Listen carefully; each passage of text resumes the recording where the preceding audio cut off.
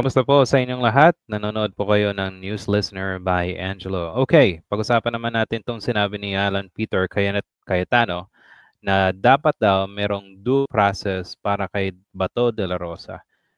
So recently, si Ombudsman Boying Rimulya naka-receive daw ng informasyon na yung ICC warrant of arrest ni Bato de la Rosa ay malapit na. Okay? Pero siyempre, ang ginagawa ng gobyerno, siguro meron pang delaying tactics, okay? So, anyway, mangyayari itong aresto kay Bato de la Rosa sa crimes against humanity. Now, nakaka-intriguing itong sinabi ni Alan Peter Cayetano kasi sinabi niya, due process para kay Bato de la Rosa. Pero natatandaan ko, yung mga namatay nung panahon ng drug war, walang due process. So, nakakaawa si Bato de la Rosa, no? Siya pa yung walang due process, di ba? Dapat daw may due process, tsaka dito daw mahatulan o dito dapat humarap sa korte si Bato de la Rosa. So, panoorin natin dito sa DZMM yung yung hipokrito, pagka-hypocrite ni Alan Peter Cayetano. Okay? So panoorin natin 'to. Iniit na dapat dumaan sa tamang proseso ang pag-aresto kay Senator Ronald De La Rosa. Narito ang balitang kumpirmado sigurado hatid ni Radyo Patrol. Jom Garner, Jom! Rika po ni nakiusap the Senate Minority Leader Alan Peter Cayetano sa gobyerno na hayaang magdesisyon ng korte bago tuluyang arestuhin at dalhin sa Dahig, Netherlands, Senador Ronald De La Rosa. Sinabi niya ito matapos i-anunsyo ni Ombudsman Jesus Crispin Rimulya na lumabas na ang warrant of arrest mula sa International Criminal Court para kay De La Rosa. Hindi nagkasundo, sino ba ang magde-decide? Hindi naman pwede kung sinong admin, siya na lang. Kasi hindi na tayo rule of men na tayo. So kung kakampi mo ang administrasyon, hindi ka padadala sa hindi ka extradite o padadala sa international criminal. Pagkakampi, ito yung sagot ko sa sinabi niya. Pag hindi mo kakampi ang administrasyon, i-extradite ka. Nung panahon ni Duterte, anong ginawa niyong mga hinayupak na politiko kayo? Anong ginawa niyo? Wala kayong ginawa, makipagsip-sip sa administrasyon ni Duterte, di ba? Kung anong sinabi ni Duterte, dapat itong gagawin niyo. Anong ginawa kay Leila? Di ba? Pinahiya mismo doon sa mga hearing. Tapos, sinabi mismo ni Duterte na yung ABS-CBN ginamit niya yung kanyang kapangyarihan bilang isang presidente para mawala yung prangkisa ng ABS-CBN. So sino yung hindi nagbibigay ng due process? 'Di ba? Nung panahon ng administrasyon nila. Di ba? Hipokrito eh. Sige, natin. There has to be a final arbiter, and if you look at the Philippine Constitution, iisa lang yan, yung korte. Okay. So, kung natatandaan nyo guys, yung Republic Act 9851, yung mga magagaling ng mga abogado, hindi yung mga abogado ng mga Duterte, nagsasabi yun ang napaka-simpleng batas na dapat gamitin, domestic law na dapat gamitin kay Bato de la Rosa. Kasi pag meron daw isang international tribunal na katulad ng ICC at nag-imbestiga, okay? Especially sa genocide, crimes against humanity, yung gobyerno may obligasyon na ipadala pag na-request ng institusyon. Okay? Hindi pwede gamitin ng extradition law kasi yung ICC hindi siya isang estado, hindi siya isang country. Isa siyang institusyon. Okay? Now, ito, gusto ko itong pakita sa inyo guys, yung due process na hinihingi ni Alan Peter Cayetano para sa kanyang pebbles na si Bato de la Rosa kumpara noong panahon na drug war. Okay? At ito, in-interview siya na sa Al Jazeera upfront. Okay? And dito makikita na yes na ng yes. Itong si Alan Peter Cayetano. Hindi ko pa to na kita completely. Pero so, papanoorin natin to ng sabay. Okay, guys? Ito. Let's watch this. So every single one of the 3,500 people who was killed was a drug dealer? Yes. How do we know? Ano sinabi niya? Halos lahat daw ng 3,000 drug dealers. Yes ko no. Okay? Ano? Tuloy natin. You didn't try them. You didn't prosecute them. You didn't charge them. You shot them on sight. That's not a democratic way of solving crime, is it? You're absolutely saying it as if you're not on the ground. So, kumbaga, kinonfirm niya yung lahat ng hindi siya na bigyan ng due process. Di ba? Dito pa lang sa interview na to, may kita mo na, kumbaga, saving face na lang. Ang mahirap sa trabaho niya, siya yung talaga yung maghaharap instead si Duterte. So, tuloy natin. Come and look. So if I pull a gun on you here right now and you shoot me, it's your fault? Hold on. My fault? That's not what I asked. I said 3,500. Di ba? Kumbaga, walang hustisya, walang due process. Kumbaga, ito, yung kanyang sagot binabali niya na. 3,500 people have been killed by the police. 3,500 people. Are they all criminal drug dealers? How do we know that? Because none of them were tried. Di ba? Nag-yes siya. Okay? Siya mismo nagsabi na yes, they're all criminals. Pero walang trial, walang investigasyon, di ba? Tapos nakita at mismo yung PNP nagsabi na may mga pulis sila nang tumitira. 'Di ba? Pumapatay ng alleged drug user or pusher. Okay? Sige, continue natin.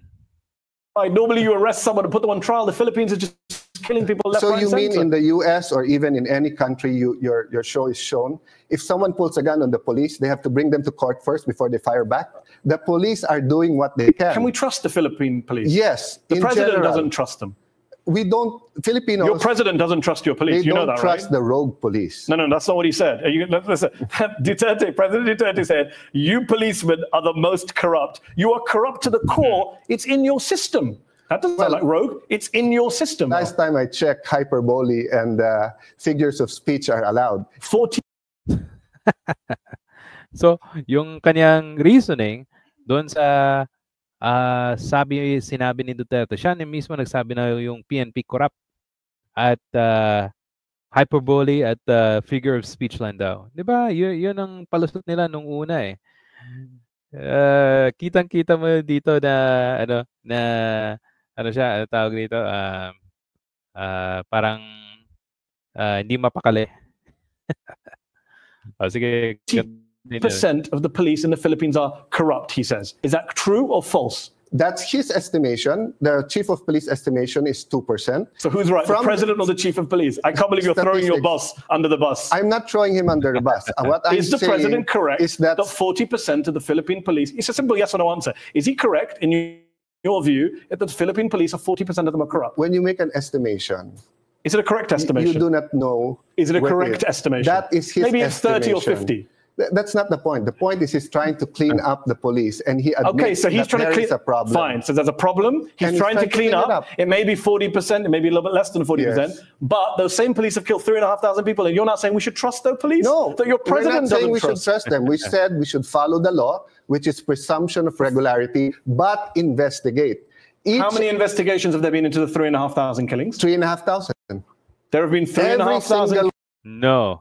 Ito yung hindi tama. Wala yung hearing, there's only just a few hearing. ano nangyari na pinatay si Kian De Los Santos. Tapos yung halos hindi nga 1,000 or 2,000 yung merong kaso na may hearing against sa mga pumatay, sa mga users na yon, di ba? One of them are being investigated. Most independent observers have said there have not been investigations of all of those killings. That's not true. Independent investigators have seen the progress. It is the ideological and the biased human rights groups. They said there are 3,000 cases. They pick out 28 cases. No scientific method of picking out 28. They only interviewed the families of the death of the alleged pushers. They did not interview anyone from the government. So is that fair to you? And then they came up with their findings, generalizing the 3,000 from the 28 without interviewing the other side. And then what did their report say? That they believe that possession of drugs should be legalized. So you tell me. Oh, wait. Paano magiging legalized eh? Illegal nga yung droga, di ba? At in my opinion, kaya nga meron tayong watchdogs na independent groups. Kasi pag yung PNP corrupt, paano magiging patas yung kanilang investigasyon at impormasyon may bibigay dito sa mga independent groups, di ba? So hindi mo siya walang trust na meron kang may bibigay dito, di ba? Continue. Is that a kind of group that is there to investigate or has already made a judgment? For them, any country that does not legalize the possession of drugs is not handling the drug case properly. We've invited them to investigate. Now, let me tell you where the confusion comes in. Western countries use heroin, marijuana, and also cocaine. None of these drugs is associated with violence and Anyway, dito na nilalagay niya ng US eh. Sige. Paranoia. Forward natin. Amphetamine, hydrochloride, crimes. You're cutting funding. Yes, you're cutting funding. And shouldn't you treat these people, not just shoot them in the head? You're cutting funding. Yes, you're cutting funding. Your government rehabilitation That's center. not true. Yeah. Natatandaan ko guys, meron pa silang sinabi na mega drug center, something like that, doon sa bukid. At meron silang, I think yung isang sikat na tourist spot na pwede daw puntahan at gagawing mega drug center para sa mga drug lords and all that. Pero ano nangyari? Wala naman drug lords na nahuli. Pinatay lang, pero walang nakulong. Diba? At nandun pa rin yung drugs. Okay? At dito, dinedefend pa niya. Diba? Imagine ninyo. Sige, continue natin. Yes, you are. No, it's not. We're From not $60 million to 15. Yan, hindi nangyari yung drug rehabilitation center. Mega, pero ano nangyari? Wala. $1 million. That's not true. For 2018. That's not what's true. in the budget. Okay. It's going into the buildings, and we're putting up billions worth of drug centers all around. Do you agree it's better to treat drug addicts than shoot them in the head? Yes, but if they have a gun and they're going to okay. Kumbaga, ang question sa kanya, okay lang daw kung i-point tapos sa barilin sa ulo. Nag-iya si Cayetano. Di ba? shoot you. All 3,500 people have guns? More than that. That's not the case. Sir, okay. Mehdi, come to the Philippines and see, because you're talking from space with what you're saying now. Okay. You asked with respect, I've quoted the U.S. State Department, Amnesty, Human Rights Watch, and the Philippine Catholic Church, and you're saying I'm in space. I can't do anything. I can only give you those references. Come to the Philippines and see whether it's safer now or in the U.S. State Department. Kita nyo, nagsabi siyang hindi. Talk to them about it. Yeah. They said that the Philippines threatened both pushers and users. I talked to our ambassador, And it's a wrong translation. Okay, They wrong did not- translation. they Well, did on not the subject, know it- on the he was- subject of the wrong, president was speaking Filipino. on the subject of wrong translations, as foreign minister, is it hard for you to do your job and travel around the world? Let me finish the question. When you have a president who says stuff like, who jokes about raping a woman, who calls the Pope the son of a prostitute, who calls the US ambassador the gay son of a prostitute, that must be hard for you to be the face of a Philippine government where the president says these outrageous offensive things. Not at all. O kumbaga, okay lang sa kanya na magsabi ng mga jokes, rape jokes, sabihin na bakla yung Pope, tapos yung prostitute daw yung anak ng nanay ng Pope. Diba? Nakakahiya. Bilang isang Pilipino ng panahon nila. Kumbaga, yung standard, yung dignity natin nasa baba. Dahil sa katulad ni Duterte. Oh, sige, continue natin. Filipinos are prouder now than ever. Wow, proud na proud yun ng panahon pero hindi nakaka-proud yung ginawa nila. Because all the things you said was being said by Western media, which the president did not. Sabi niya, Western media at hindi daw sinabi ni Duterte. Not say. No, the president did say. No, he did not. Okay. Son of a... O, di ba? Yung interview na to, parang para sa akin, para kay Alan Peter Cayetano, parang nakakaya bilang isang Pilipino nandyan ka, nagdedepensa ka sa isang self-confess na pumatay ng tao, ng rape, di ba? Sinasabi pang stupid ang Panginoon natin, di ba? Walang kwenta, nakakainis actually. At pinagtanggol niya pa sa UN yung kanyang drug war ni Duterte. O, di ba? Imagine niyo. So, yan ang imagine